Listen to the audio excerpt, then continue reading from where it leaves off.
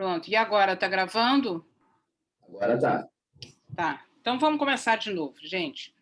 Então, como eu estava falando, é importante a gente fazer uma pequena revisão da anatomia para poder entender a fisiologia e entender o que ocorre com o paciente quando ele tem alguma patologia da adrenal, né?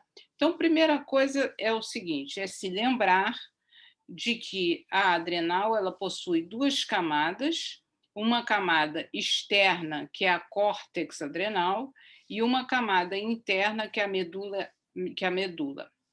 Qual é a diferença e por que isso é importante? Porque a córtex adrenal, que é essa camada mais externa, ela secreta os mineralocorticoides, principalmente aldosterona, os corticosteroides, cortisol e androgênios. E ela se encontra principalmente sob estímulo do eixo hipotálamo-hipófise, Já a medula, ela secreta epinefrina e norepinefrina e ela faz mecanismo feedback, principalmente com o sistema nervoso simpático. Então, já aí vocês veem que existe uma grande diferença, quase como se fossem dois órgãos, né? A córtex e a medula adrenal. Então, aqui um esquema do controle neuroendócrino, né, do cortisol, que é o principal esteroide. Então, funciona por mecanismo de feedback, ou seja, toda vez que você tem aumento do cortisol, você tem uma inibição do eixo, diminuição do CRH, diminuição do ACTH, e quando você tem, ao contrário, você tem diminuição do ACTH, você tem aumento do CRH. Então, é como se fosse uma balança, é o mecanismo de feedback. Mas, além do mecanismo de feedback, o controle se faz também por algumas situações externas. Uma delas é o estresse, né? O estresse, seja físico, seja de temperatura, qualquer estresse, leva realmente a um aumento do cortisol via eixo hipotálamo-hipófise. Então, vai estimular o CRH, que vai estimular o ACTH, que vai estimular a suprarrenal. Então, a gente tem a resposta ao estresse, tem a inibição por feedback, que eu falei anteriormente, e existe também um ritmo circadiano. O que é esse ritmo circadiano? Esse ritmo circadiano é um aumento da produção pela manhã, aqui é em torno de 6, 8 horas da manhã, e que decai durante o decorrer do dia. E essa córtex adrenal, como eu falei lá no início, ela é responsável pela produção do cortisol, da testosterona, que é um androgênio, e da aldosterona, sendo que a aldosterona também sofre influência, a secreção de aldosterona, ela também vai sofrer influência de outros fatores externos que não são só o ACTH. Então, da pressão sanguínea, do volume circulante, do potássio, né? E também estresse e via hormônio atrial natriurético. Bom, então, quando a gente fala em doença adrenal, nós hoje vamos falar a respeito das doenças da córtex adrenal. Nós não vamos falar em nada que diz respeito à medula adrenal. E, então, a gente divide, do ponto de vista didático, em doenças que cursam com hiperfunção, como a síndrome de Cushing, que vocês já conhecem, com hipofunção, que é a insuficiência adrenal, incidentaloma adrenal, que é o achado de uma massa, de um tumor na região adrenal, e uma outra patologia que nós não vamos falar hoje, que é a hiperplasia adrenal congênita. Então, vamos começar falando sobre síndrome de Cushing. Então, o que que é a síndrome de Cushing? Síndrome é conjunto de sinais e sintomas. Ele, então, espera aí, gente, ele está indo sozinho, eu vou ter que dar uma parada aqui, porque eu acho que o que eu estou botando é aquela aula de introdução, tá? Vou dar uma parada aqui, eu acho que a aula completa não é essa, só um minutinho, tá?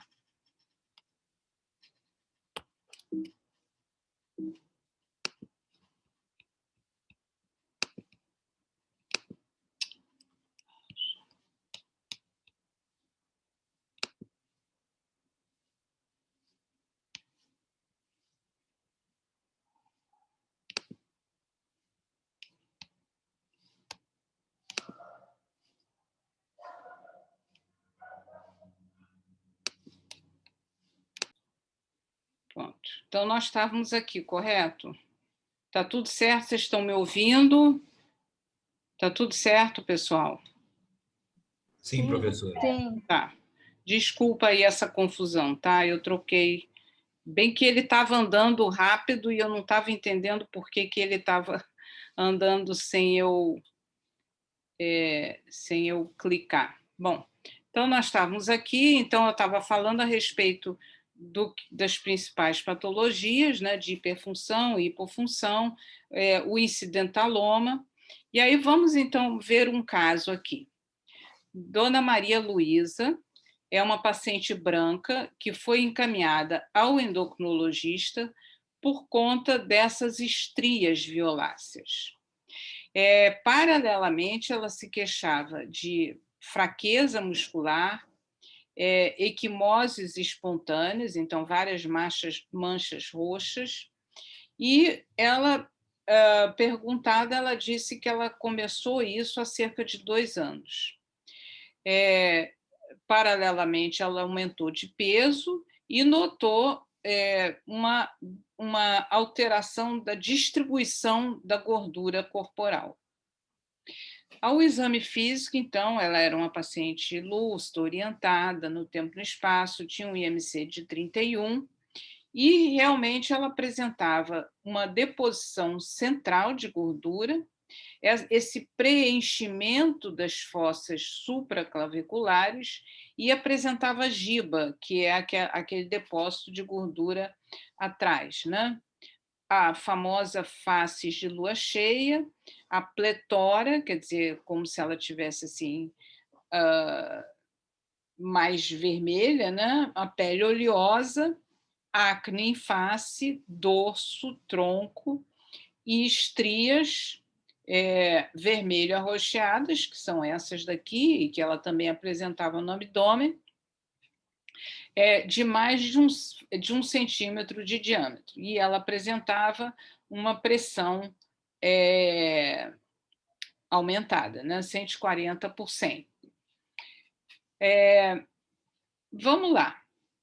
Vocês já viram, claro, em semiologia, já viram com certeza que o facies dessa paciente é um facies bastante sugestivos de síndrome de Cushing.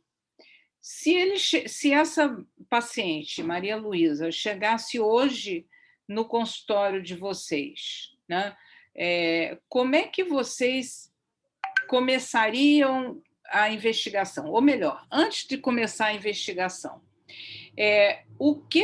quais são os sinais e sintomas nessa paciente que você consegue associar a esse aumento dos hormônios, a essa alteração dos hormônios que eu falei quando eu falei na córtex, na medula?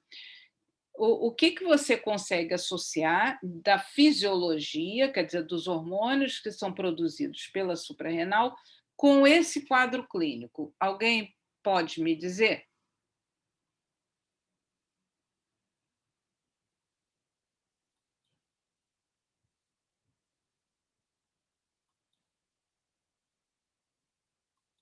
Alô, tem alguém aí? Vamos lá, gente. Ânimo. Vamos falar alguma coisa. Professora, estão mandando no chat. Ah, tá. Ok, vou abrir o chat aqui. Tá, ok. Vamos lá, gente. A minha pergunta é o seguinte, deixa eu tentar subir aqui. Aumento do cortisol. Pois é, o que eu estou querendo que vocês raciocinem junto comigo é o seguinte: quais são os sinais e sintomas que essa paciente apresenta que são do aumento do cortisol? Quais são os que são, por exemplo, por aumento de testosterona, né? Entenderam? Era isso mais ou menos que eu estava perguntando.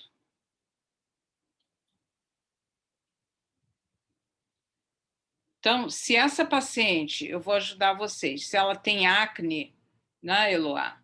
Essa acne, ela, exatamente, aquilo. Então, o aumento da testosterona, levando a acne, pele oleosa.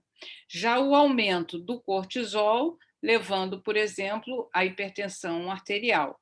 O aumento do cortisol também, deixa eu minimizar aqui, vai ser responsável, por exemplo, por essa fragilidade que existe na pele, levando a essas estrias. Também uma outra queixa que ela apresentou, que essa, estava aqui em cima, fraqueza muscular proximal, também é pelo aumento do cortisol. Então, quando você, quer dizer, alguns sinais e sintomas que ela se queixa são relacionados ao cortisol e outros já são relacionados ao aumento da testosterona, tá? Então era isso que eu queria chamar a atenção de vocês. Quer dizer, para começar a linkar o quadro anatomopatológico ou fisiopatológico, melhor dizendo mais corretamente, com o quadro clínico da paciente. Então, a definição da síndrome de Cushing é um estado clínico decorrente da secreção, exposição aumentada, persistente e inapropriada do cortisol. Qual é a importância de nós estudarmos síndrome de Cushing? É porque é uma patologia que cursa com alta mortalidade. Então, se você pega, por exemplo, uma população de mulher jovem, um exemplo, né?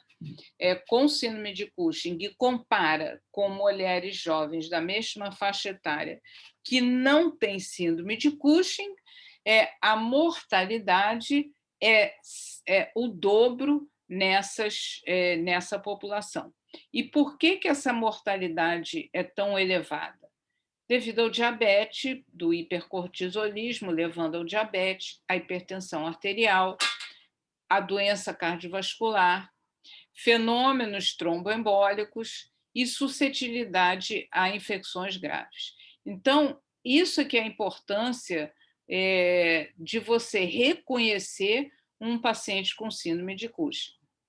Vamos, então, falar um pouco mais em detalhe a respeito dos outros sinais e sintomas que esses pacientes apresentam.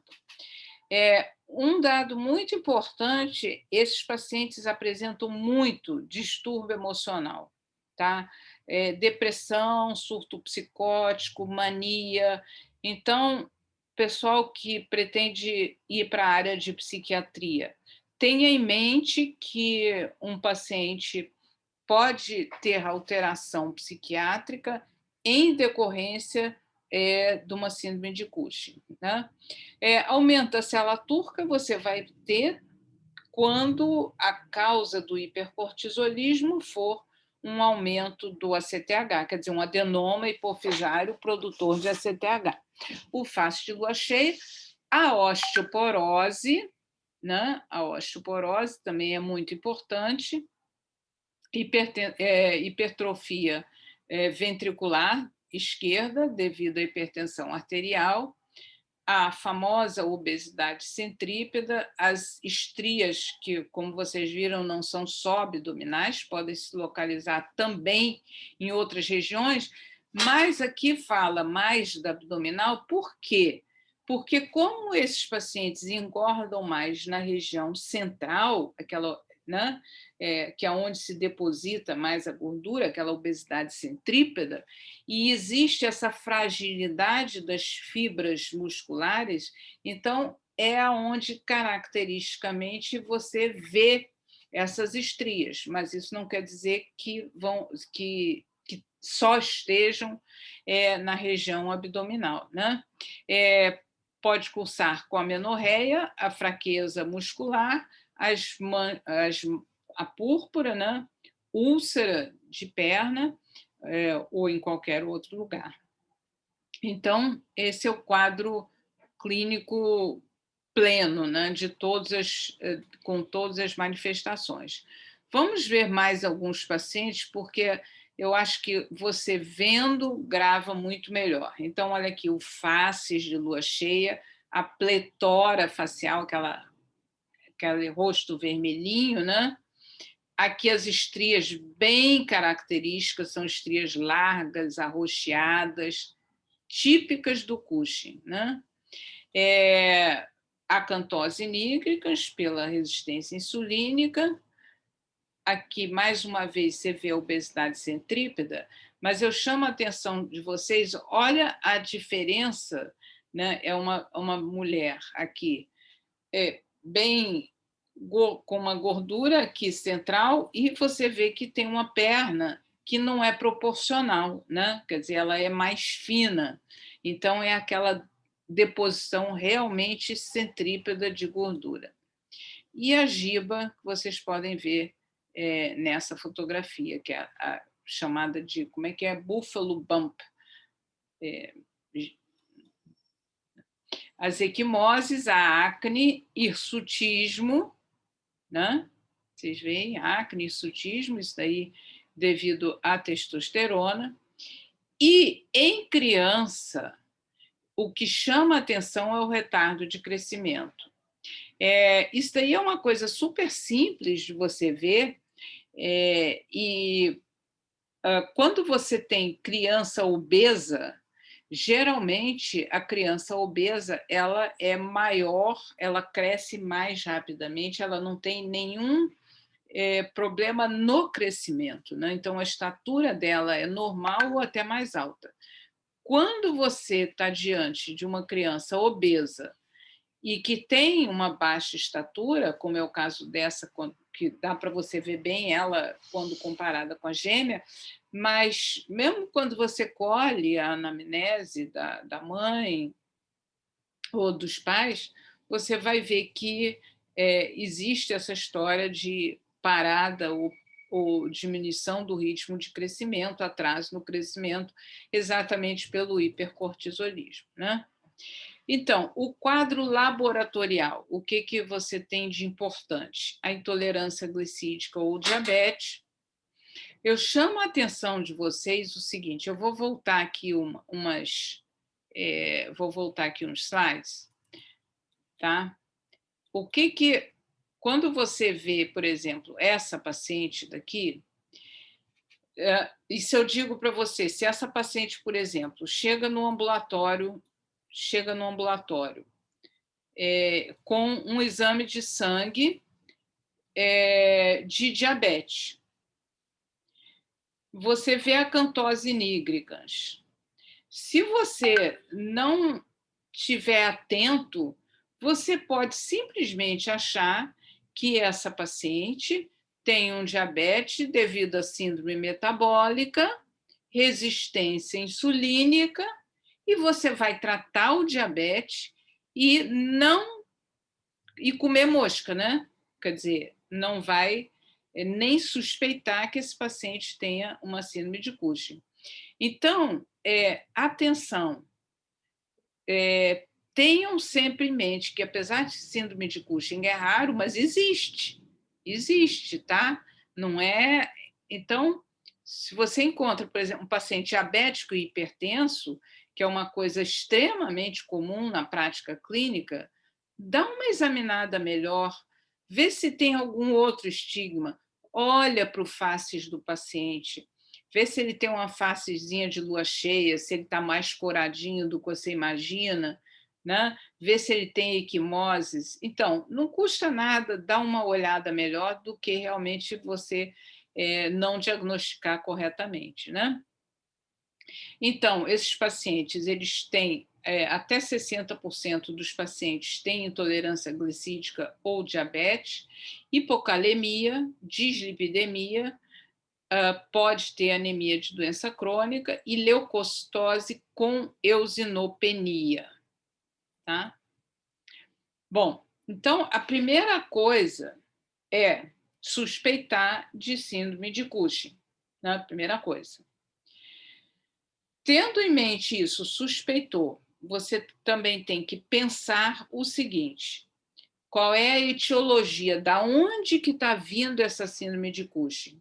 Será que esse paciente está tomando corticoide? Né?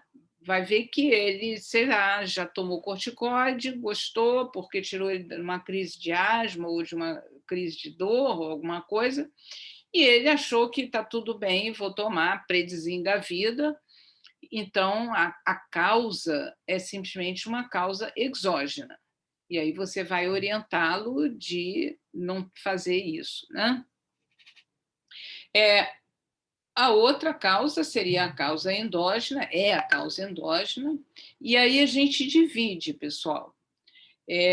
Se é dependente de ACTH, ou seja, se a causa é alta, se é alguma coisa na hipófise que está produzindo ACTH, ou um outro tipo de tumor que está produzindo ACTH, ou se é o que nós chamamos de ACTH independente. E isso deve ser diferenciado do pseudo-Cushing. O que é o pseudo-Cushing? O pseudo-Cushing é um quadro clínico parecido, quer dizer, fenotipicamente é muito parecido, é aquela face de pletora, né, gordinho, está muitas vezes associado ao alcoolismo, depressão. Então, vejam bem como, às vezes, o diagnóstico diferencial pode ser difícil, né? Será que é um Cushing? Será que é um Cushing iatrogênico? Será que é um pseudo-Cushing? Né? E por que ocorre o estado de pseudo-Cushing? É quando você tem uma hiperatividade do eixo hipotálamo-hipófise, né? E que há uma secreção aumentada do CRH. Vocês se lembram que lá no comecinho, né, eu falei para vocês que, além do mecanismo de feedback, o núcleo hipotalâmico recebe estímulo do estresse, né? Então, essa hiperatividade do eixo hipotálamo, hipófise adrenal é que pode levar à hipersecreção, e aí você, do CRH, que é o hormônio estimulador do ACTH, e levar a esse fenótipo clínico que é bastante parecido com a síndrome de Cushing. E aí normalmente você tem um hipercortisolismo que é leve ou moderado, quer dizer, não é um hipercortisolismo grave. Bom, a síndrome de Cushing exógena como claro, isso daí é fácil de deduzir que é pelo uso de corticoide. Só que muitas vezes, ou não tantas vezes, mas algumas vezes, você pergunta ao paciente: vem cá, o senhor está usando Predisim, está usando Decadron, está usando alguma dessas? Não, doutor, eu não estou usando nada disso. Então, não esqueçam de perguntar se usa corticoide tópico, como, por exemplo, o nasal, né, budesonida, se usa há muito tempo, dose alta, algumas pomadas. Então, não é tão comum, mas também pode ocorrer de outras formas que não a administração oral do corticoide, né? Como é que você, então, vai diagnosticar? Através do laboratório, em que você vai ter tanto cortisol suprimido, quanto, obviamente, o ACTH suprimido, né? Então, explicando, você suspeita que o paciente tem faces de Cushing. Vamos pegar um exemplo que o paciente nega que esteja usando corticóide. Não estou, juro de pé junto, não estou usando corticóide. Tá? Aí você pediu um cortisol e um ACTH. Se, por exemplo, ele estiver usando um Cushing, se ele tiver um Cushing decorrente do spray nasal, por exemplo, dose alta, muito tempo, tá? Você vai encontrar um cortisol diminuído, apesar do quadro clínico, e um ACTH suprimido, por causa do eixo do eixo está suprimido. Isso daqui está claro? Tá? Posso prosseguir? Pode sim. Tá. Bom, então você excluiu causa exógena, então você vai pensar, por exemplo, será que esse meu paciente tem uma síndrome de Cushing dependente de um tumor? Então, a grande maioria é de um adenoma hipofisário, secretor de ACTH, né, que é a doença de Cushing. No entanto, existem alguns casos raros, alguns tumores, tumor pulmonar, rarissimamente tumor intestinal, mais comum é pulmonar, que secreta ACTH.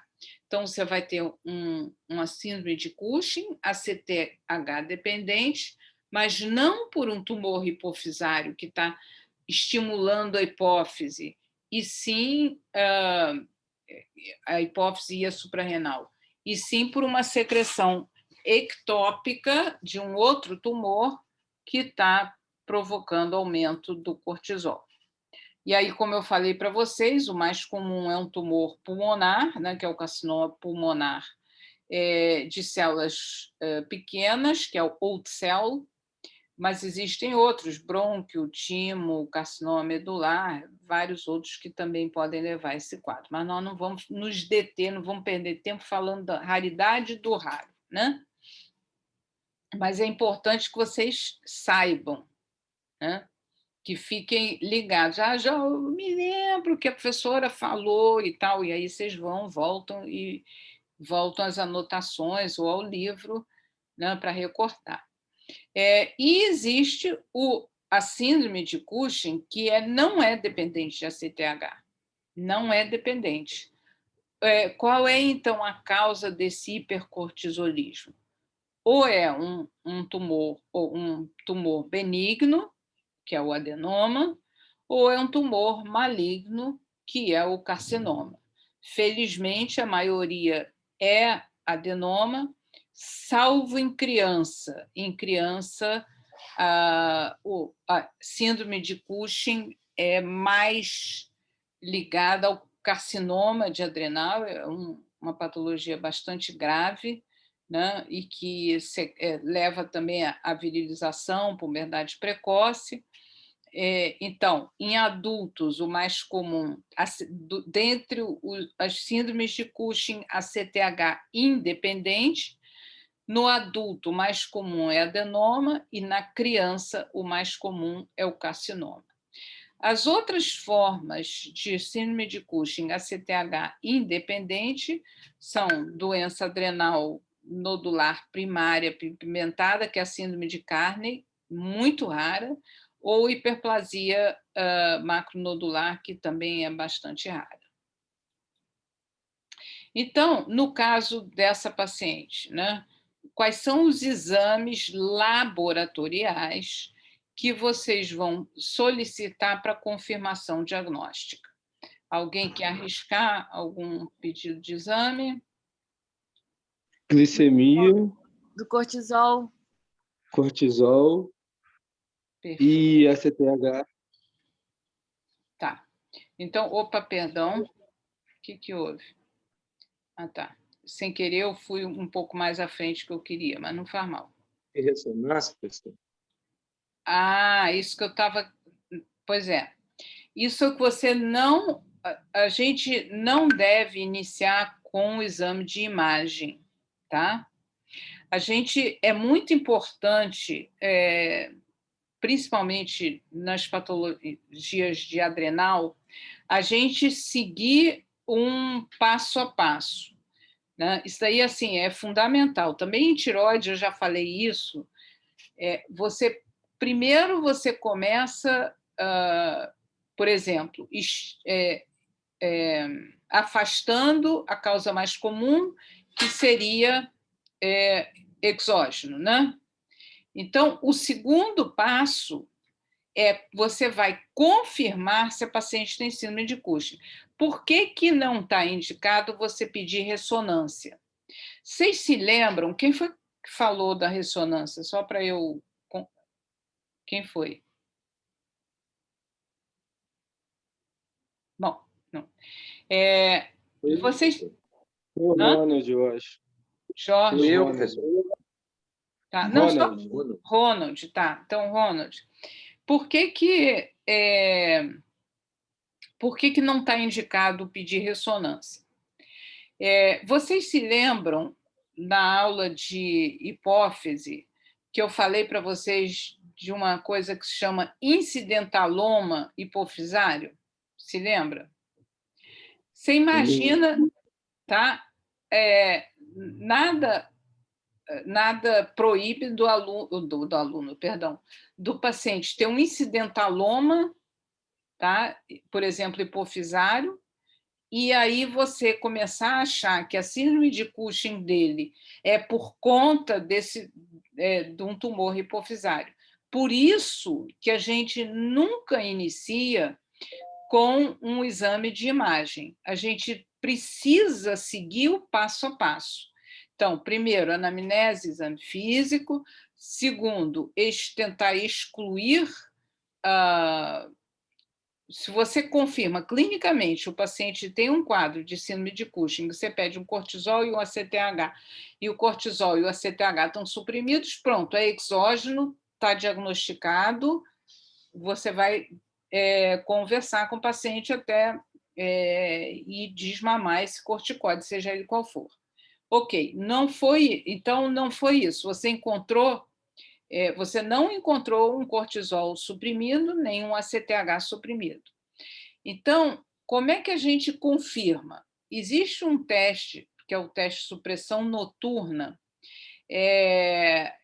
que é o padrão ouro para avaliar a síndrome de Cushing. Deixa eu explicar para vocês como é que é.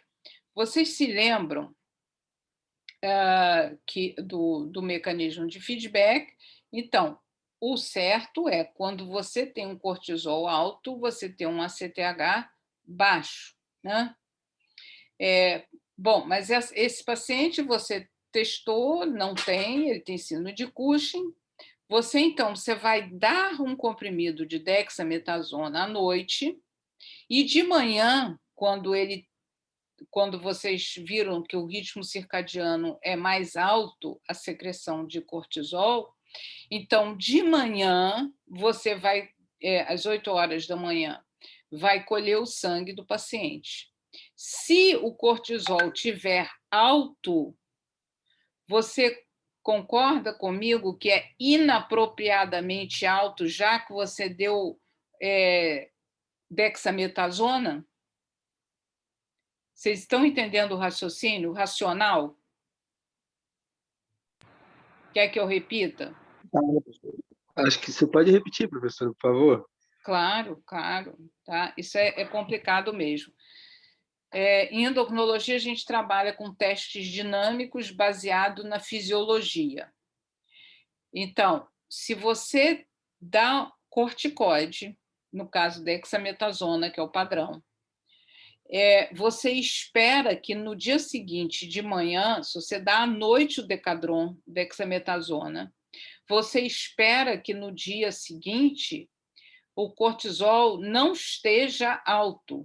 Vocês se lembram que de manhã o cortisol é alto? O ritmo circadiano? Tá? Sim.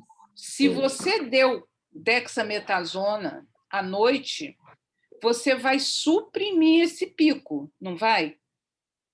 É por isso que os médicos indicam o uso de corticoide de manhã, né? Para manter o ciclo. Exatamente, perfeito, perfeito, perfeito. 10, muito bem, tá? Então, esse teste, que é o teste da supressão com Professora, dexametasona, pois não. no caso, o cortisol ele vai estar suprimido de manhã por conta pelo ACTH ter suprimido com a dose noturna anterior? Se ele não tiver Cushing, sim. Se ele Entendeu? não tiver culpa. Entendi. Se ele Agora eu tiver... entendi. Agora entendeu? Tá? Então, Aham. então é aquele caso. Digamos que você pegou um pseudo-Cushing, tá? Um paciente alcoólatra, né? Você pediu o cortisol estava um pouco alto e você quer saber se realmente ele tem Cushing ou pseudo-Cushing, tá? Um exemplo, né? Você vai você vai dar dexametasona à noite, isso é uma forma, já vou falar nas outras. E no dia seguinte, às 8 horas da manhã, vai colher o sangue dele. Se ele tiver um pseudo-Cushing, vai suprimir. Se ele tiver Cushing, não suprime nem por decreto. Tá? Então, esse teste de supressão, vocês entenderam o racional, como é que funciona, o que, que é?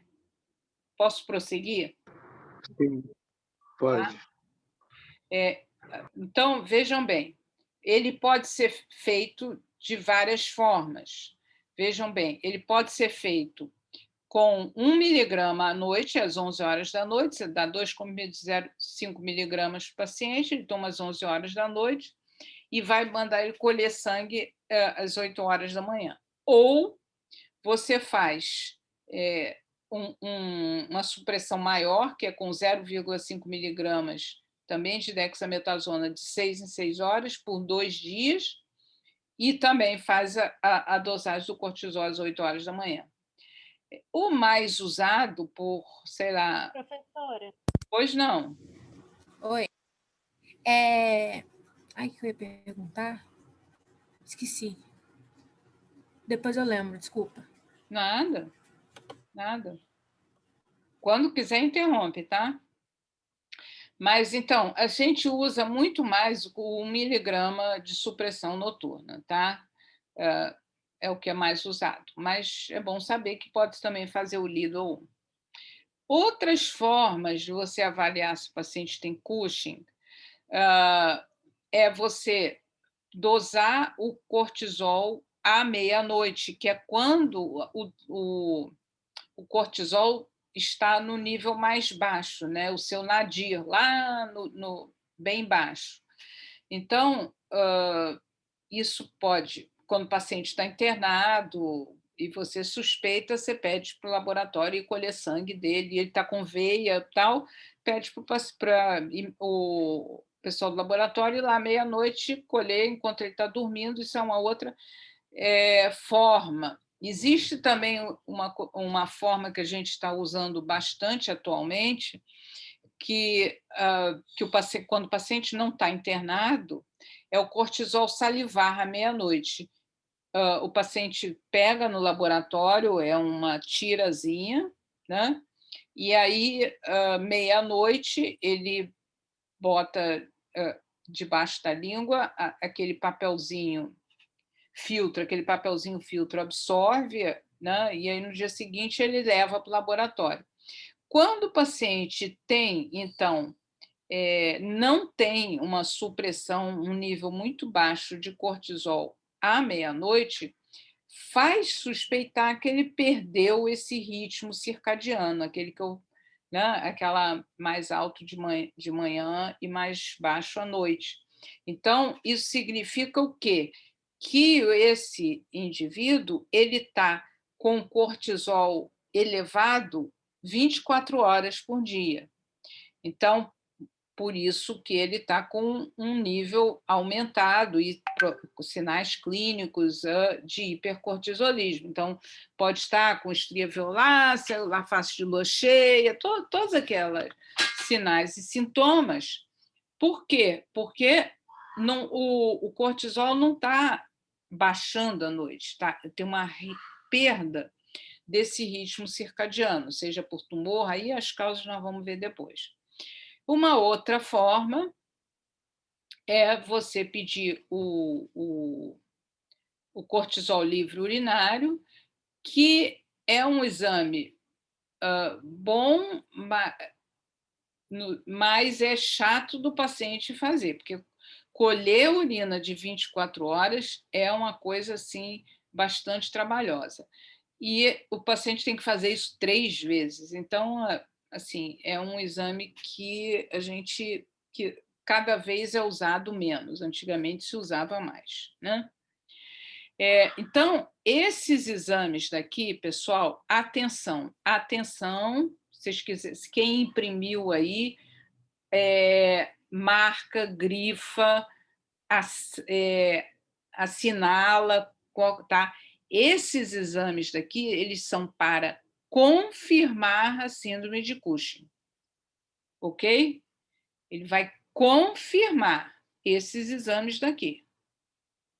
Muito bem. Então, você confirmou, minha paciente tem síndrome de Cushing. Aí que a gente vai dar o segundo passo, que é da onde está vindo essa síndrome de Cushing. Se é ACTH dependente ou ACTH independente. E aí, então, é que entra a dosagem do ACTH. Então, assim, é super importante, e eu vou repetir, excluir o passo a passo, excluir Cushing exógeno, confirmar síndrome de Cushing. Só depois é que você vai buscar a etiologia da síndrome de Cushing. Tá? Tá, ok? Então, se é a CTH dependente, aí sim você pode pedir uma ressonância de célula turca para ver se tem um tumor produtor de célula turca, mesmo quando você... e aí você, então, vai indicar o cateterismo, aí já é algo mais para especialista, você vai até aqui, onde está grifado, que é a ressonância de célula turca, tá? Então, isso aqui é mais para o especialista. Às vezes, a gente tem que lançar a mão de... Antes que alguém pergunta, por que você está colocando aqui tomografia de abdômen, tórax, cervical? Porque mesmo a CTH dependente, ele pode ser por ACTH ou CRH ectópico, tá? Então, por isso que você vai pesquisar, pedir nessas situações, você vai pesquisar com tomografia de abdômen, tórax, ou enfim. Né? Aqui, então, você pediu a ressonância, você, então, encontrou, isso aqui é um microadenoma hipofisário, né? Que no caso, é o responsável pela síndrome de Cushing. Tá? Aqui você vê também, e aqui você vê com maior clareza aqui o adenoma hipofisário. Olha como o bichinho é pequenininho e faz aquele estrago todo. Tá? Bom, e a outra possibilidade, então, que é de ser um ACTH independente, que aí, então, você vai buscar nas suprarrenais. É um adenoma, é um carcinoma, que são as causas mais comuns, né? Lembrando, adenoma é mais comum em adulto, carcinoma é mais comum em criança, né? Ou essas outras 2 patologias, que são patologias bastante raras, né? O exame de tomografia é excelente para visualizar as adrenais. E aqui, então, você vê uma ressonância, e essa daqui você compara, aqui a suprarrenal de um lado e aqui a suprarrenal de outro, tá? Essa daqui, então, você vê, o formato dela é esse, e aqui, então, você vê um baita adenoma na suprarrenal, tá? O tratamento, obviamente, o tratamento de escolha... Oi, pode falar. Só uma dúvida.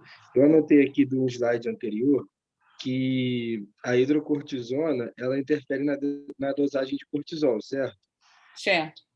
Então, para eu diagnosticar se é uma síndrome de Cushing exógena por hidrocortisona, é pelo exame, pelo anamnese? Só pela Pela anamnese? anamnese, sim, sim. Se o paciente, inclusive, isso aí é uma coisa assim, super fácil, até porque hidrocortisona, assim, dificilmente o paciente está tomando hidrocortisona e não sabe que está tomando hidrocortisona, né? Isso daí, assim, é muito difícil que isso aconteça. Vai só pela Sim. anamnese, não há necessidade de você fazer nenhum desses exames. Se por acaso houver qualquer, sei lá, qualquer suspeita por qualquer motivo, que você ache necessário prosseguir na tua investigação, você não vai valorizar ou nem vai pedir o exame de cortisol, porque vai interferir, você vai pedir só o ACTH. E o ACTH como é que vai estar? Vai estar baixo. Se tiver normal, e se não tiver normal, vai estar alto. Como se não tiver normal? Se for por uma causa endógena, é CTH dependente. ACTH dependente, exato, exatamente. Tá Tá? alto. Hã? Se for ACTH independente ou exógena, o ACTH vai estar baixo de qualquer forma, né? Perfeito. Ah, tá Parabéns. ótimo. Parabéns. Deixa eu ver se eu acho aqui uma... Tá. Então, Professor, olha aqui. Oi. Pode professor, perguntar. então, então se chega um paciente com sinais e sintomas de Cushing, Uhum, a primeira coisa que você tem que descartar se faz uso de corticoide. perfeito. Não faço uso de corticoide. Aí você vai passar pelo teste do cortisol, correto? Do Decadron, que você quer Se dizer der na metazona. isso, da dexametasona. E aí Perfeito. do teste, se der teste suprimido, significa que o feedback está ok, então não é, você descarta. Se não Perfeito. suprimir, você vai passar a investigar com a CTH. Da onde que vem, exatamente, da onde que está vindo esse Tá, entendi. hipercortisolismo. Se é por excesso de estímulo ou se é Entendi. por excesso de produção. Entendi, obrigado. Tá? Ótimo. De nada. Isso é difícil de entender mesmo, tá? Porque, sim, eu acho que só a gente da endócrina que trabalha com mecanismo de feedback o tempo todo, né? Olha que beleza o resultado quando você diagnosticou como é que ela era e como é que ela ficou depois da cirurgia. Isso daí é tão gratificante, gente, para nós médicos. Óbvio que para o paciente muito mais, né? Mas é muita, muita alegria, muita felicidade. E eu vou aproveitar só fazer um comentáriozinho. Desde que eu estou em Vassouras, eu só vi um caso de síndrome de Cushing. E esse caso de síndrome de Cushing foi diagnosticado por um aluno meu, aluno daí de Vassouras. Ele tinha passado pelo endócrino e aí ele estava rodando, eu acho que no ambulatório de cirurgia. Ele estava, eu acho que no ambulatório de cirurgia, e aí ele viu a paciente, suspeitou, né, porque a paciente tinha essas, não é essa paciente, eu não tenho fotografia dessa paciente que foi diagnosticada aí em Vassouras. Mas ela tinha esse abdômen, tinha essas estrias bastante parecidas, e aí ele trouxe para mim, para o ambulatório, para eu dar uma olhadinha, e realmente confirmou. E ela já estava rodando com várias queixas, tratando de diabetes, tratando da hipertensão, e ela era uma pessoa jovem, ela tinha, sei lá, nem estava chegando aos 30 anos de idade, né? E assim, ninguém tinha suspeitado, quem suspeitou foi um aluno. Então, E aí, em Vassouras, ela foi operada aqui no Rio, lá no IED, e eu consegui que ela fosse operada lá, e está ótima, enfim, tá? Então, olha como é gratificante quando você faz o diagnóstico e como é que a paciente fica depois, né? Aqui um outro caso, olha aqui ele antes, olha ele depois, né? Tá? Bom, antes de eu entrar em insuficiência adrenal, eu vou rapidamente, então, fazer a chamada de vocês, tá? E aí depois a gente vai entrar em insuficiência adrenal. Vamos lá, vou começar pela turma A. Ana Carolina.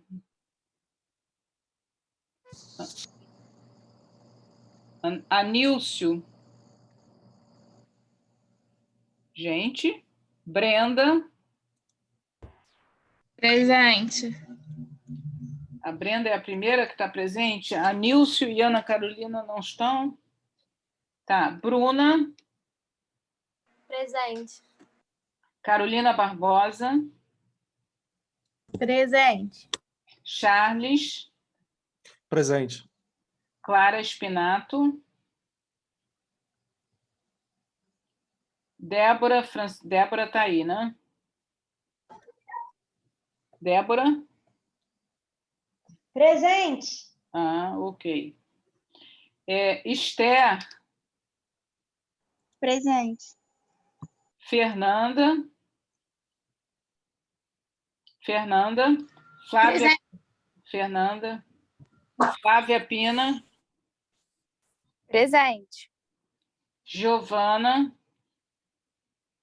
Presente. Agora, eu esqueci de falar. Essa era a Giovana de Siqueira, agora é Giovana Maria. Presente, professora. Isabelle Gomes. João Professora, Isabelle. dá licença. Pois não. Não, é Giovana ainda. A Clara está mandando uma mensagem no chat que ela não está conseguindo abrir o microfone dela. Ah, tá bom. Tá, já dei presente. Professor, Oi. Isabelle está presente, tá? Ah, tá. Ok. Já tá bom. João Bresciani Padilha. Presente. João Felipe. Presente. João Pedro. Presente.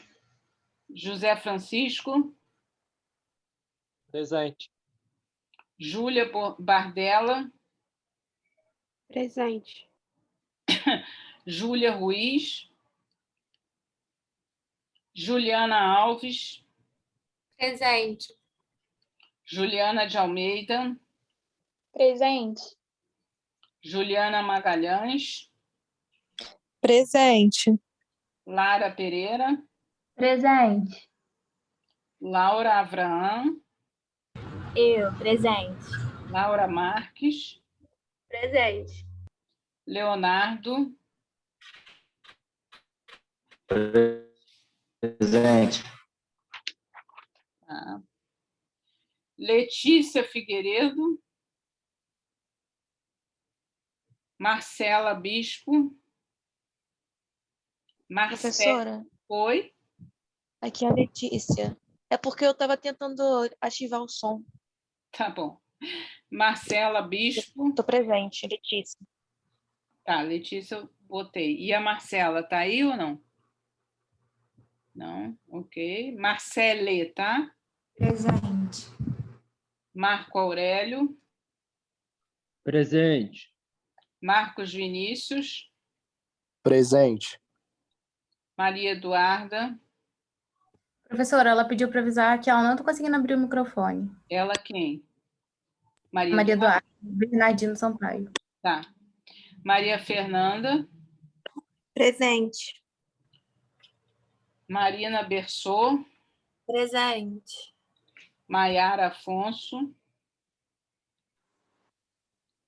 Nicole Monteiro. Presente.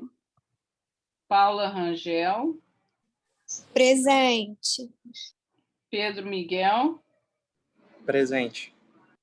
Pedro Vitor. Presente. Sara Cristine. Presente. Tainara. Presente. Tamires, Victor Malafaia, Presente. Vinícius Silva Coutinho, Presente. Vivian, Presente. Yasmin, Presente. Ariane. Presente. Tá, olha só, eu vou chamar da turma A, fazer a repescagem da turma A quem não respondeu, tá? Depois eu vou para a turma B. Ana Carolina, Anilcio, Presente. Anilcio, tá aí? Tá. Júlia Estou aqui, Ruiz, professora. quem? Quem falou aí agora? A Nilson, professora, que já respondeu já. Tá, bom. E a Júlia Ruiz, está aí? Não, ok. Essa é a repescagem. Marcela Bispo. Maiara Afonso.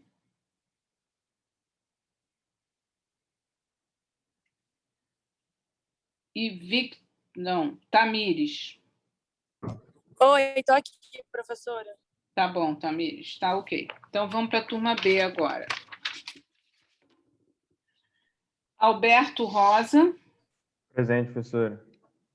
Aline. Presente, professora. Ana Carolina. Ana Elisa. Presente. Ana Clara. Ana Clara, tá aí? Tá aí? Antônio Lucas. Presente, professora. Camila de Sá Rodrigues. Presente. Carolina Nascimento. Presente. Daphne. Presente, professora. Daniel. Presente, professora. Dávila.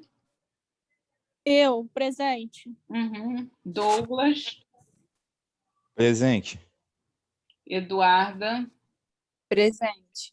Felipe, dos Guaranis. Presente. Fernanda Diniz. Presente. Fernanda Maria. Presente. Gabriela Ferreira. Ela está sem microfone, professora. Ok. Giovana. Eloá, tá aí, né? Presente. Hugo. Presente. Isabela Costa. Presente. João Carlos. Presente, professor. João Gabriel. João Pedro. Júlia Chedid. Presente. Larissa Santana. Presente. Laura Lima. Presente. Lívia Soares. Presente. Eu. E Luan. Eu. Luísa Lopes. Eu. Manuela. Eu, presente. Marcela. Presente. Marco de Bona. Presente, professora. Presente. Tá. Maria Cecília. Presente. Maria Vitória. Presente. Mariana. Presente. Martim. Presente. Meire. Presente. Natan. Presente. Paola. Presente. Patrick.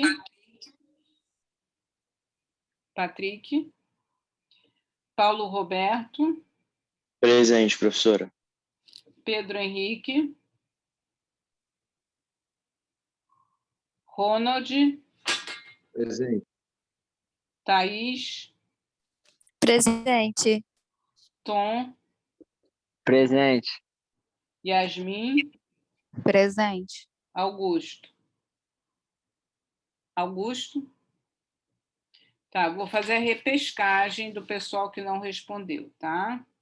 Então, Ana Carolina, está presente? Não, ok. Giovana de Camargo Inocêncio, está presente? Não. Professora, a Giovana estava presente, é que ela está com a conexão instável, ela pediu para avisar. Ah, tá bom, ok, já dei presença. Tá bom?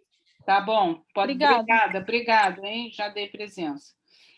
João Gabriel. Professora. Oi? Patrick aqui, você me chamou, minha internet tinha caído, está chovendo muito em Vassouras. Tá, mas peraí, Patrick, você é de que turma, A ou B? Patrick? Eu sou da B. Eu sou da B. Tá, peraí, que a repescagem, ainda estou no João Gabriel, tá? Já chego você. Tá bom, professora. Obrigado. João Gabriel tá aí?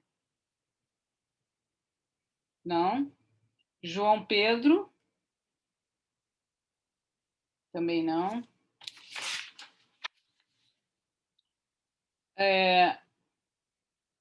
Então, agora o Patrick, que está aí, tá?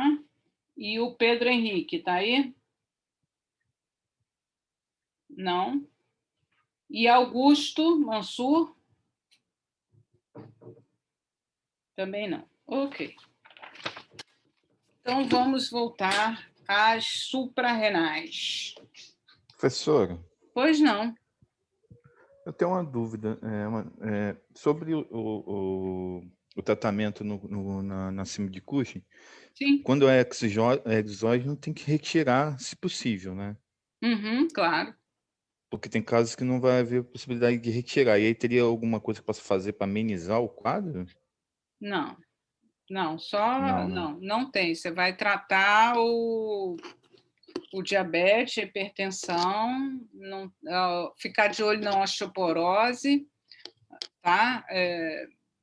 Só realmente é aquela coisa, fazer um tratamento sintomático. Você precisa fazer o tratamento sintomático para que diminua o risco de ter uma complicação, né? Mas não tem um tratamento específico, não. Se você não E no puder... caso... Entendi. E no caso, assim, quando é exógeno, tem tempo de uso ou pode aparecer com qualquer tempo de uso de corticoide? Dose dependente também? Eu vou chegar lá agora, quando eu falar de insuficiência adrenal, eu vou falar um pouquinho do uso de corticoide. Se ainda ficar alguma dúvida, você interrompe. Tá bom. Tá? Tá bom, Okay? obrigado. Nada. Ok. Então, vamos lá. Quais são os sinais? Então, agora a gente falou da hiperfunção da adrenal. Agora, então, nós vamos falar da insuficiência adrenal.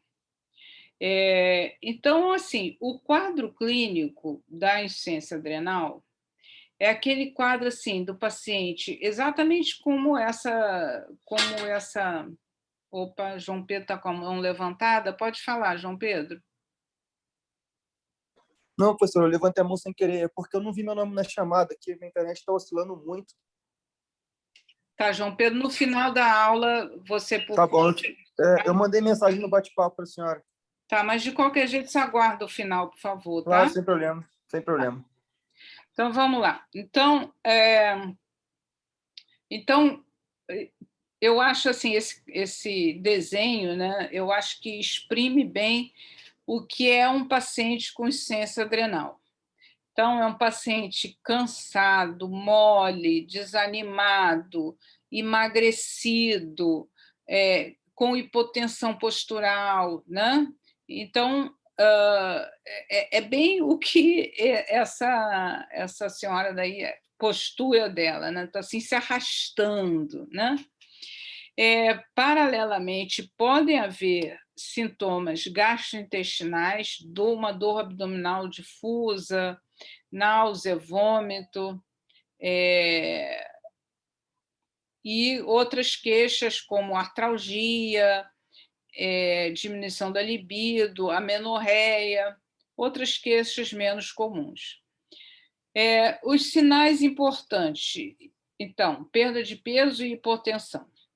Hiperpigmentação vocês só vão observar no paciente que tem uma insuficiência adrenal por uma causa primária, quer dizer, da própria suprarrenal, em que, por mecanismo de feedback, o que o mecanismo de feedback vai fazer? Está com pouco cortisol, vai aumentar a CTH, certo? Só que, junto com a CTH, é produzido também MSH, que é o hormônio melanotrófico, MSH, tá? Por isso que alguns pacientes, os pacientes que têm insuficiência adrenal primária, vão ter hiperpigmentação. E o vitiligo não é especificamente uma queixa ou um sinal clínico da insuficiência adrenal. A insuficiência adrenal não dá vitiligo. Mas você, como uma das causas mais importantes de insuficiência adrenal é de origem autoimune, você pode ter outros sinais de doença autoimune e, com certa frequência, a gente vê vitiligo, né? E a escassez de músculo, gente, desculpa, de pelos, é exatamente por causa da diminuição do androgênio. Pausa para beber uma aguinha. Então, voltando aqui ao meu querido eixo hipotálamo, hipófise, adrenal. Então, aquele mecanismo de feedback, né, que eu já apresentei a vocês. E vejam bem, quando você tem uma insuficiência adrenal, deixa eu ver se eu consigo tirar isso daqui. Quando você tem uma insuficiência adrenal primária, você vai ter diminuição do cortisol, óbvio, você vai ter aumento da CTH, diminuição de androgênio, né? Por exemplo, sulfato de hidroepiandrosterona, pode ter também de testosterona, mas o mais característico, que é o que a gente usa para dosar, é a sulfato de hidroepiandrosterona. Nesses casos também, quando você tem acometimento da adrenal, quando a doença é primária da adrenal, você vai ter também diminuição da aldosterona. É claro, dá para entender, né? E por conta da diminuição da aldosterona, você vai ter aumento da renina, quer dizer, uma tentativa de compensação no sistema renina-angiotensina-aldosterona. Então, esse é o quadro da insuficiência adrenal primária. Já quando é secundária, quer dizer, você tem uma diminuição do ACTH, diminuição do cortisol, e você também vai ter uma diminuição do sulfato de hidroepiandrosterona, né? E você não vai ter aumento do ACTH.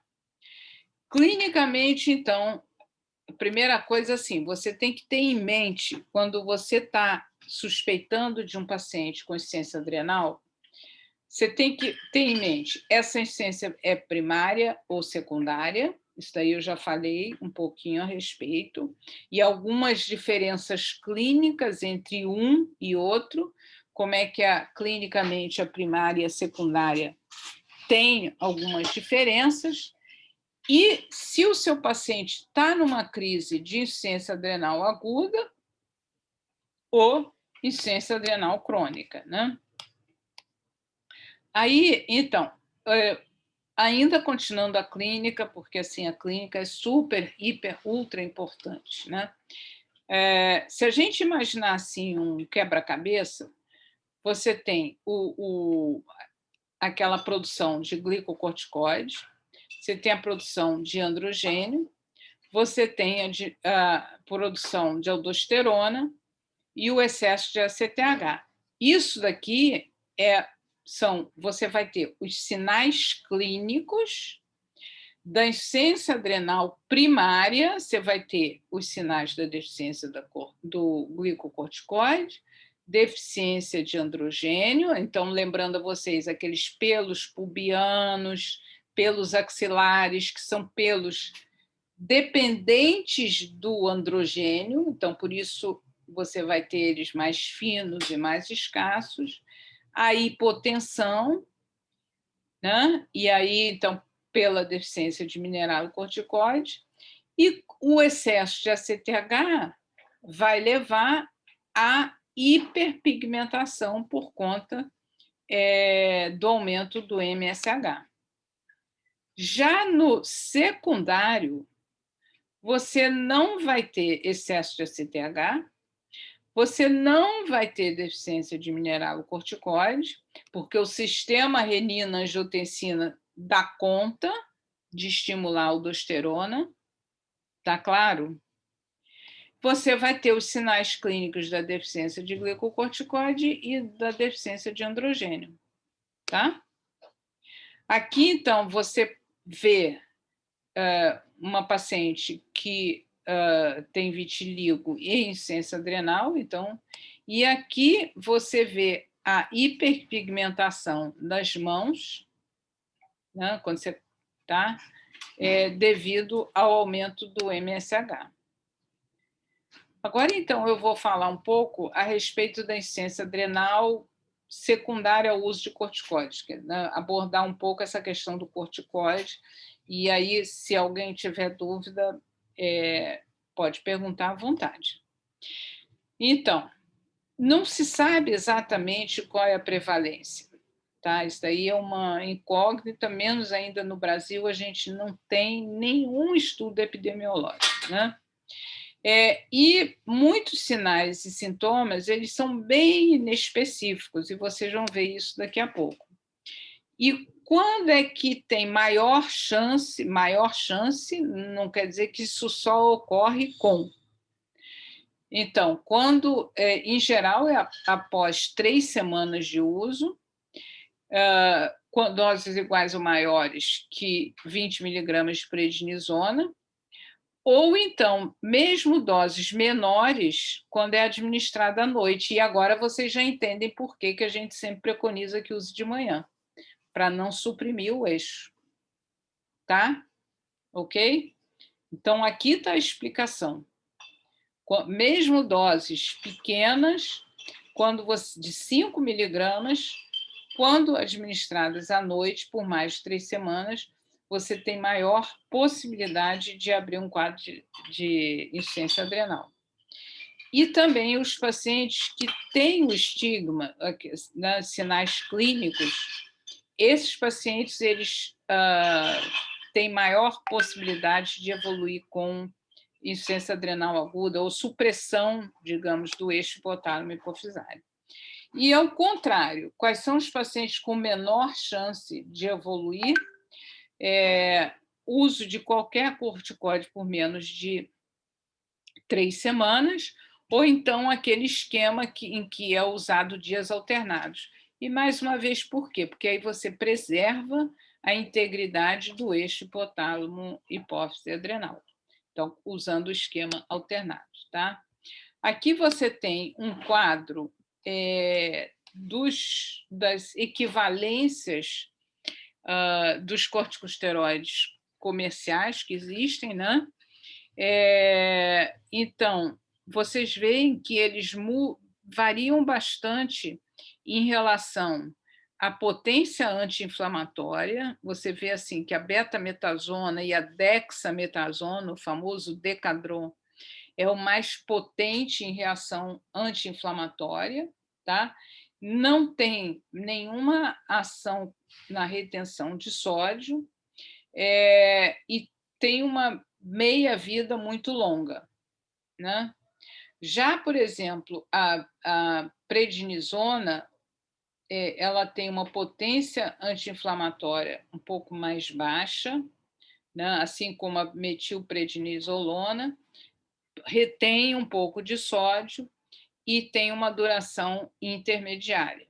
Então, assim, você sempre tem que saber o que você está querendo. Em geral, o que a gente está querendo, quer dizer, se é potência anti-inflamatória, mas tem em mente também que vai reter sódio e sempre também lembrar a duração de ação.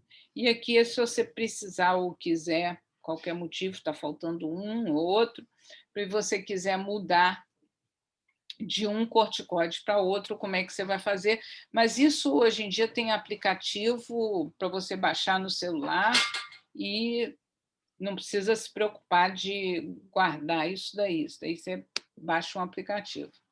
Isso daqui que eu acho muito... Oi?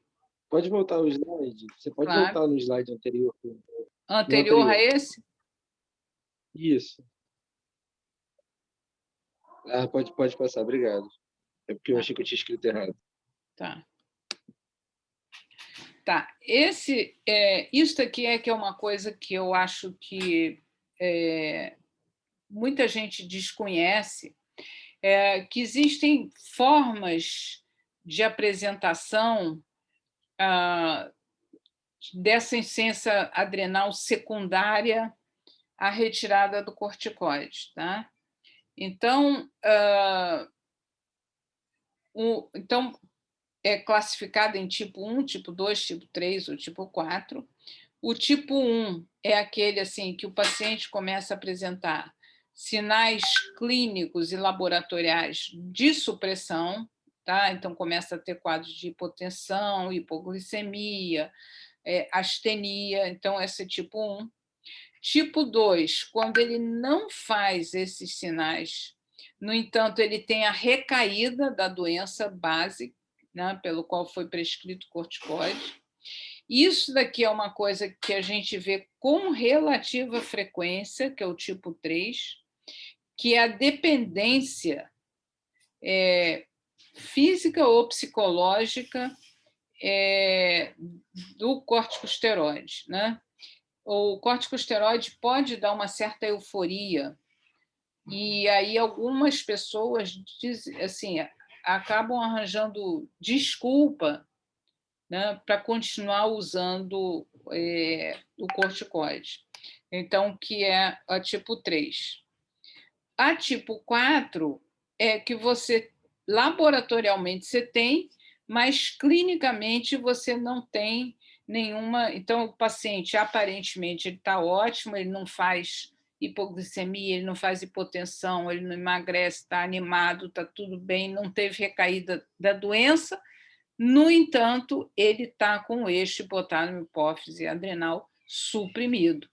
E isso, obviamente, pode ser um problema, um risco, né?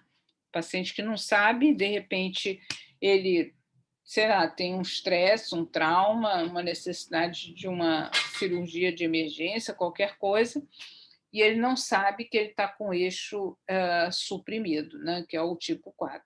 E você pode ter uma mistura dessas três formas de apresentação. Tá? Até aqui, em relação ao uso do corticoide, alguma dúvida? Professor, eu tenho. Ótimo. Qual é a fisiologia do corticoide causando insuficiência adrenal? Eu não consegui entender. Repete a pergunta, porque eu não sei se eu entendi a tua pergunta. A fisiopatologia, no caso, né, do uso de corticoide causar a insuficiência adrenal. Tá. É pela hiperfunção da glândula que ela acaba parando de conseguir se adequar depois? Exatamente, olha só, exatamente. Se você começa a administrar corticoides para o teu paciente, a suprarrenal não tem aquele mecanismo de feedback? Então, lá o hipotálamo vai parar de produzir CRH, por sua vez, a hipófise não vai produzir ACTH, e aí a suprarrenal atrofia. Esse paciente ele está, digamos assim, vivendo no piloto automático, sei lá, foi uma analogia que eu fiz agora, não é correta. Porque se ele não suprimisse o eixo hipotálamo, hipófise adrenal, ele teria um Cushing pior ainda, ou teria um Cushing. Sim. tá? Então, a resposta do organismo é essa: vamos parar de trabalhar porque tem cortisol aí suficiente. Entendi. Aí acaba causando uma atrofia da glândula, então. Perfeito, perfeito, exatamente. E com o desmame do corticoide, a glândula pode voltar a ser funcionante ao longo do tempo? Sim, sim, por isso que a gente, sim, por isso que a gente tem esquema de fazer o desmame, exatamente para que esse eixo se recupere, né? Tá certo, então, Então, obrigado. não é para ninguém decorar, tá? Mas é aquela coisa, se for uma dose mais alta, como por exemplo maior de 40 miligramas, você vai reduzindo 10 miligramas a cada 2 semanas, né? E você vai lentamente reduzindo a dose de corticoide até desmamar esse paciente, mas bem devagar. E sempre tendo em mente, deixa eu voltar aqui, sempre tendo em mente, você vai pedir para o paciente vir no teu consultório, como é que o senhor está, como é que o senhor não está, aí você vai avaliando se está havendo recaída da doença, se tem alguma evidência clínica ou bioquímica da supressão do eixo, tá? Então, você vai desmamando um pouco e acompanhando o paciente. Né? Professor? Oi? Não, aí. Isso que eu ia te perguntar agora, entrou no slide. Tempo, eu quando você adivinhei começa o desmame. É porque em farmaco, em farmaco e em algumas outras disciplinas, fala que até 5 dias de uso de corticoide, independente da dose, você não precisa de desmame. Já em pneumo, a Academia de Pneumo já falou que pode usar até 7, 10 dias. Aí gera um pouco de dúvida em Sim, relação a isso. abaixo de 3 semanas, tá? Você pode, não tem problema. Aqui, ó. Tá certo? Eu acho que assim, não tem discordância. Tá certo ou não? Eu pensei que era só até 5 dias. Então você pode usar até por 3 semanas e suspender de uma vez só, independente da dose. Pois é. Só toma cuidado com paciente muito idoso ou paciente muito grave. Entendi, então. Tá? Tá bom. Peraí que eu ia falar uma coisa. Sim, e sempre que possível, respeitando de você administrar de manhã. Tá? Ok? Tá claro isso? Sim, ok, professor. Obrigado. Tá sim. Então tá. Bom, então, assim, eu falei da causa mais comum de insuficiência adrenal, que é aquela em decorrência do uso do corticoide exógeno, né? Mas existem outras causas de insuficiência adrenal primária, como, por exemplo, que é a chamada de doença de Addison, né? A causa mais comum é a autoimune, né? Que aí eu mostrei para vocês aquele slide do vitiligo, para vocês memorizarem, fazer a analogia, né?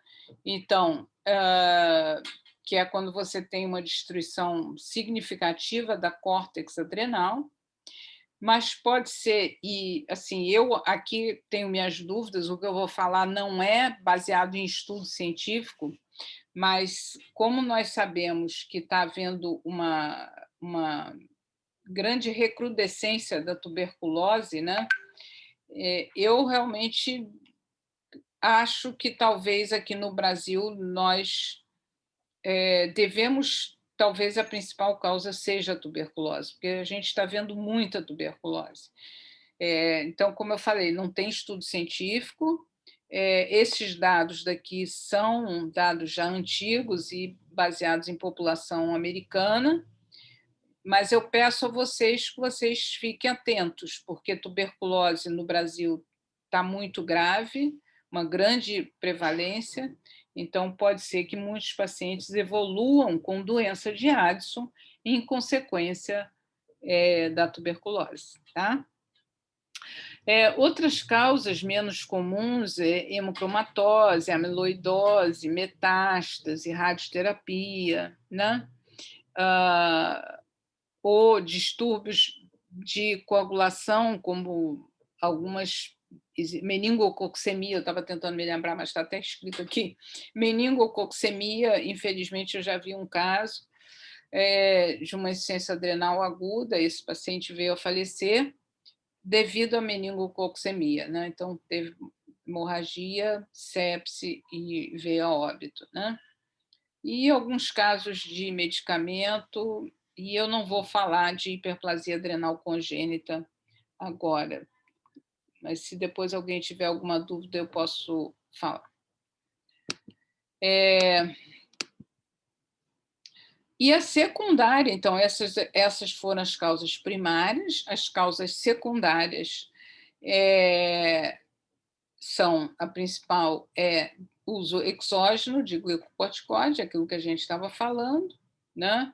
Idiopática, ou pan-hipopituitarismo, aí aquela coisa, hemorragia hipofisária, tumor, irradiação. Então, aquelas causas que levam a pan-hipopituitarismo, levando também a insuficiência adrenal secundária.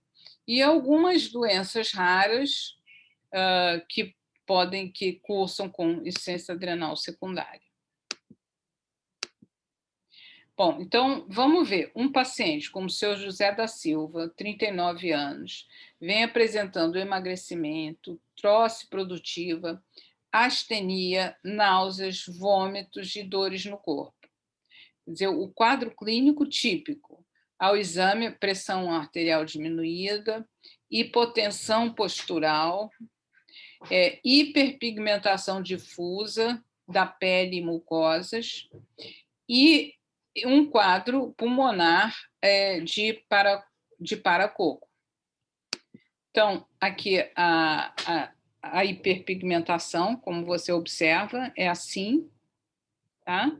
É a típica da insuficiência adrenal primária da glândula. Então, esse caso daqui, voltando, é um quadro de paracoco foi para suprarrenal, levou a quadro de insuficiência adrenal, e aí, então, como ele tem aumento do MSH, ele tem essa hiperpigmentação das mucosas, tá? Então, a principal hipótese para ele é uma insuficiência adrenal primária da glândula, e aí eu pergunto a você, quais os exames que você vai solicitar para elucidar esse diagnóstico? Eu queria que, antes que vocês dissessem hormônio, que vocês falassem exames bioquímicos comuns que você consegue em qualquer lugar.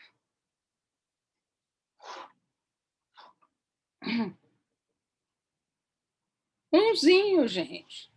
Glicose? Glicose, por exemplo, né? Glicose. Então, olha só, quais são os achados comuns laboratoriais que você vai encontrar? Hipoglicemia, hipercalemia na insuficiência adrenal primária, hiponatremia, né? Você vai ter aumento da ureia, aumento do cálcio, anemia, e eu chamo a atenção, apesar de que eu não assinalei aqui em vermelho, mas eu queria que vocês guardassem uma coisa de preferência para o resto da vida de vocês. Só existe uma causa, somente uma, de choque com eosinofilia. Só é insuficiência adrenal, tá? Qualquer outra causa, porque um paciente chocado, ele está num quadro de estresse, tá? E o estresse leva ao aumento do cortisol. Então, você tem zero eosinófilos, né?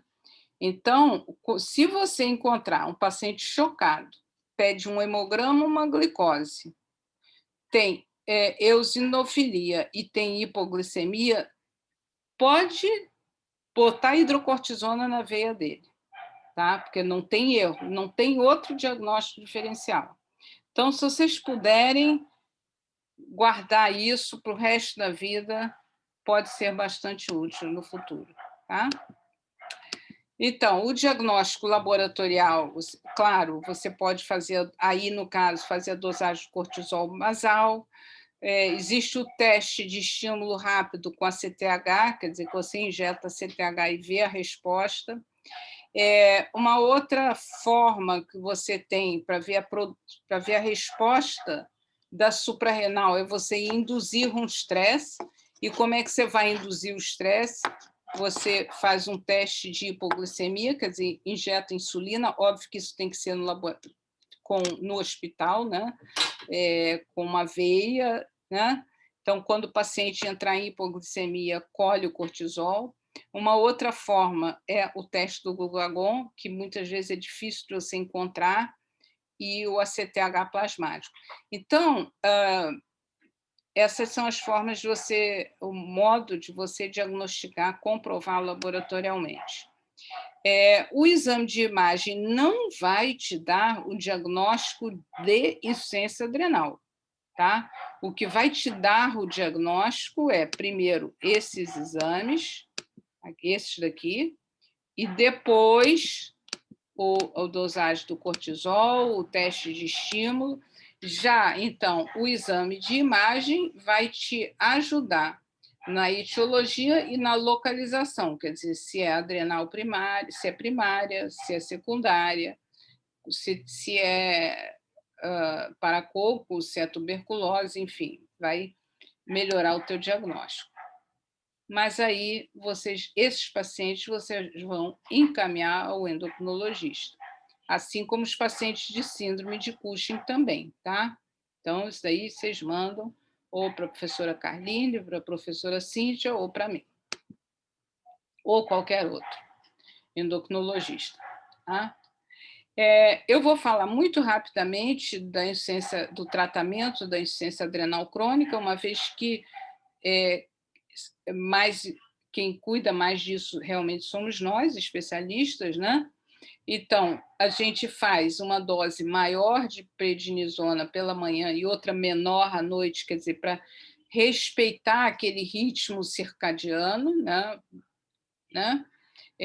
Vai ajustar pela clínica e vai ficar vendo se o paciente está fazendo sinais de Cushing ou sinais de insuficiência adrenal. Então, o segmento é bastante próximo, né? E nós sempre damos aos pacientes, ou se vocês diagnosticarem, não esqueçam, isso daqui é muito importante. Diagnosticou, digamos que você está no pronto-socorro, você atendeu um paciente chocado, você pediu o exame, você suspeitou, confirmou que ele tem insuficiência adrenal, você não dá alta para ele, não dá, em hipótese nenhuma, sem entregar uma cartinha dizendo o diagnóstico desse paciente, tá? Por que isso é tão importante? Por que você não pode? Por que está em vermelho, plaquinha de atenção e tal? Por que você não pode dar alta para o paciente sem dar para ele por escrito de que ele tem insuficiência adrenal?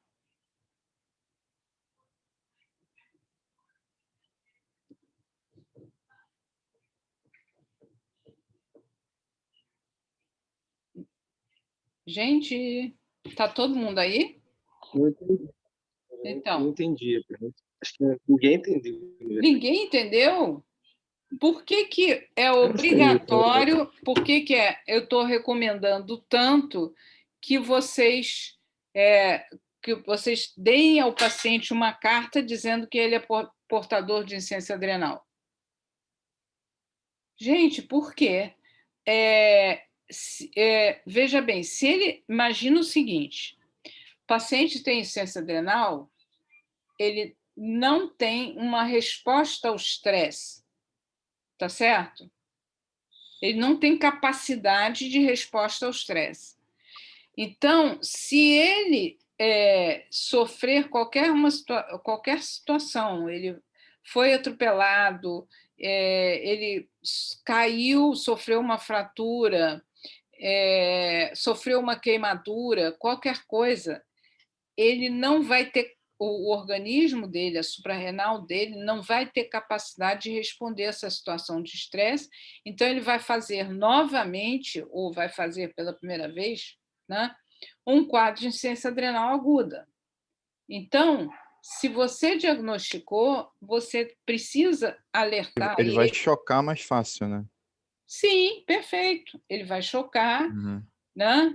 E aí, se o pessoal que for socorrer, se o paciente tiver uma identificação, já resolve rapidamente o caso.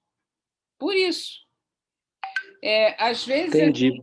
Entendeu? No caso, é por isso que esses pacientes costumam usar uma pulseira escrita, não é? Acho que eu já vi alguma coisa desse tipo. Perfeito. Pulseira, tatuagem. Eu tenho um paciente que fez tatuagem, tá? Pulseira, tatuagem, colar, carta, qualquer coisa, né? Uma identificação. Perfeito. Tá? Professora, você poderia voltar aquele slide que Qual você é? chamou atenção Esse? Não, antes, por favor. A que você chamou atenção da característica da insuficiência adrenal. Esse? Isso. Hiponatremia. E no caso do choque, Pode no falar. caso do choque, você tem a opção de você fazer a flúor, cortisona ou a hidro? O ideal é hidro.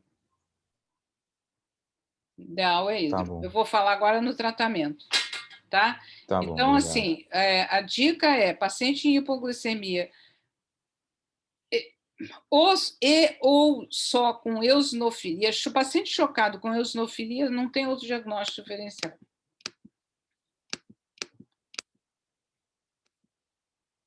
Tá? Então, eu falei rapidamente da insuficiência adrenal crônica, e o tratamento está aqui, hidrocortisona, que você tinha me perguntado, é solução salina, hidrocortisona, correção dos distúrbios hidroeletrolíticos e da hipoglicemia.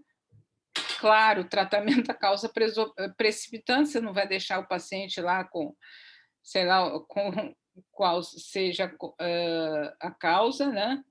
E aí, obviamente, que isso aqui é uma dose bem alta de cortisona, e aí depois você vai reduzir até atingir uma dose fisiológica. E aqui está escrito que você só usa mineralo quando a dose de hidrocortisona for menor que 50, né?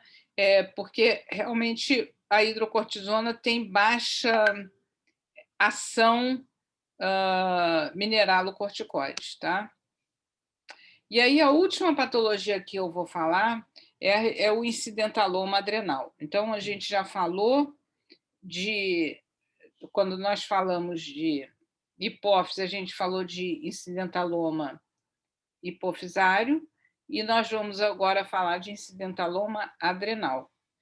Então, é a mesma coisa no sentido da definição, que é uma tumoração, uma massa encontrada ao acaso. É aquela coisa, então, o paciente está com a dor abdominal, qualquer motivo, vai lá, faz um exame de imagem e pá, acha lá que tem uma massa na adrenal, né?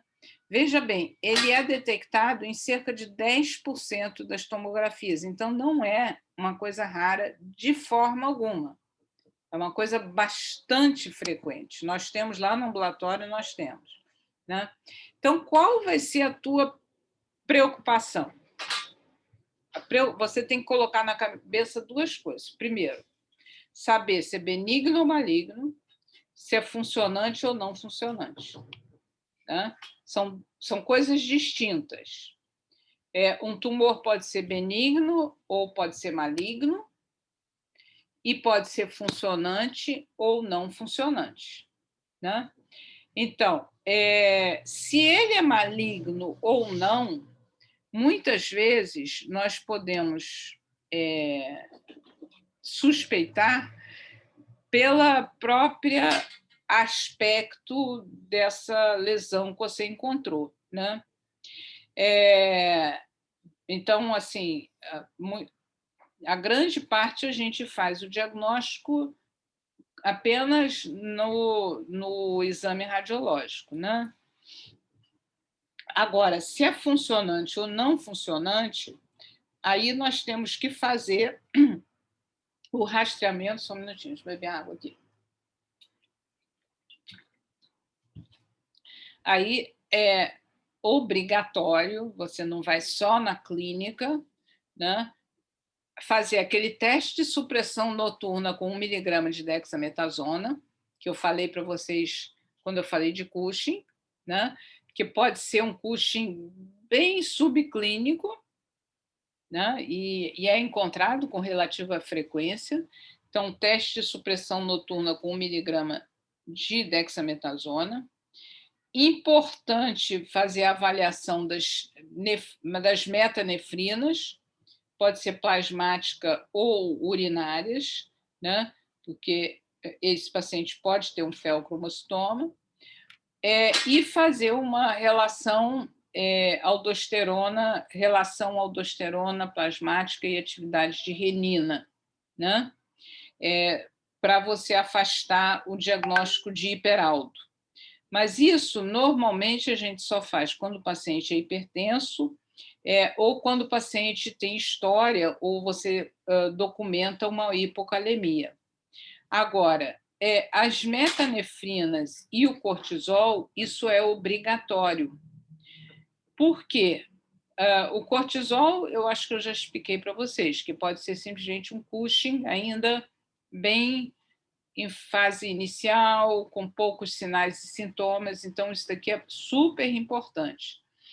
E as metanefrinas é porque, se o paciente tiver um feocromocitoma, esse feocromocitoma, às vezes, ele ainda não se tornou clínico e também, numa eventualidade, ele pode deflagrar uma crise, né, de hipertensão com sinais adrenérgicos importantes. Então, esses dois são mandatórios, enquanto que a investigação de hiperaldo vai ser feita quando houver ou hipertensão ou hipercalemia, tá?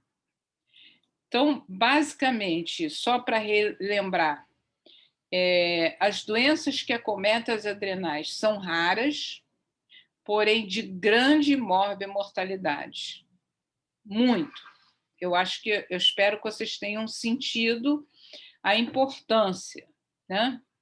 Por isso que vocês não vão ter que tratar esses pacientes, mas pelo menos suspeitar e fazer a investigação inicial já pode significar salvar uma vida, tá? Ao suspeitar de uma síndrome de Cushing, depois que você excluiu patologia exógena, primeira coisa é que você não vai começar com o exame de imagem, você vai seguir, por favor, aquele passo a passo, aquela escadinha. Primeiro passo, faz o teste de supressão noturna, tá? Confirmou o diagnóstico, depois, então, você vai ver se é primária ou secundária, ou então encaminha para o endocrinologista. Mas até aqui você tem capacidade de fazer, né? E na suspeita na presença de um paciente com suspeita de insuficiência adrenal, não vai começar com exame sofisticado, tipo cortisol, que vai demorar a vir a resposta, tá? É muito mais caro, obviamente, do que você fazer um hemograma e uma glicemia, né?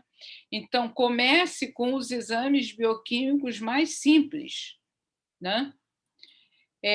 E se encontrar um incidentaloma, que é a outra situação que nós hoje debatemos aqui, sempre se colocar a pergunta: é benigno ou é maligno?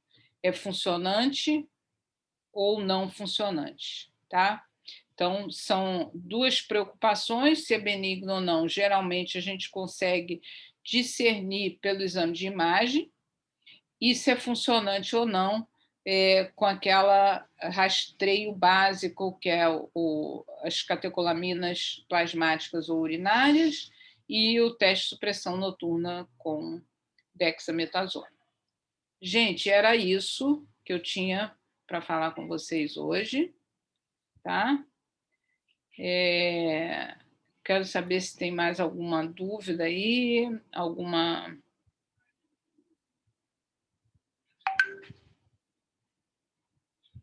Não? Perguntei não, professor. Acho que está tudo certo. Tudo certo? Tá. Então tá, só tinha um aluno aí que tinha ficado com uma dúvida em relação à presença. Quem era mesmo? De que turma? Sou eu, professora, turma B. Tá. E como é mesmo teu nome? João Pedro. João Pedro. Tá, ok. Já anotei. Valeu, professora, obrigado. Valeu. Tá? Então, até para a semana, pessoal. Tá? Tchau, tchau. Tchau, professor. Até semana que vem. Tchau, tchau. Tchau. Obrigada. Professor, tem uma...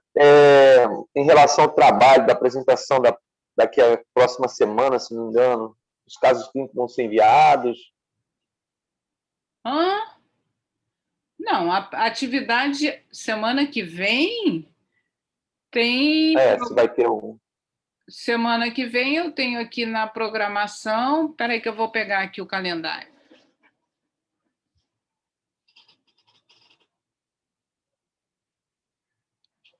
Semana que vem é gônada. Tem nada, atividade não teórica... Não tem apresentação, não? Não.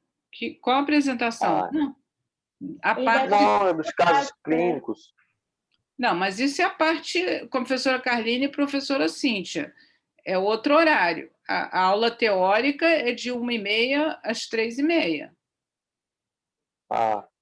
É ok. gônada. Então, tá? Ok. Tá bom? Não tem nada a ver. Isso é atividade teórico-prática, que é de manhã, que com certeza está tendo toda semana. Talvez você ainda não tenha tido nenhum. Tá? Mas quer dizer, é paralelo à atividade teórica. Tá? Ok? Ok.